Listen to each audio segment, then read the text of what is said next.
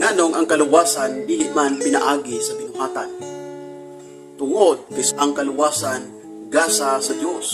Munang giingon sa Bible sa Efeso kapitulo 2 bersikulo 8, kay tungod sa grasya kamo nga luwas pinaagi sa pagtuo ug kana dili sa inyong kaugalingon, kini ang gasa sa Dios.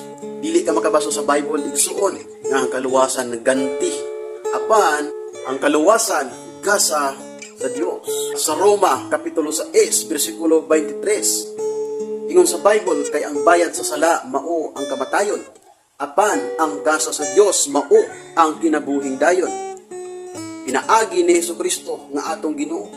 Sumala pa sa Bible mga igsoon, ang kinabuhing dayon gasa sa Dios. Roma kapitulo 3 bersikulo 24, ingon nga gipakamataro nga walay bayad, pinaagi sa iyang grasya, pinaagi sa katubsanan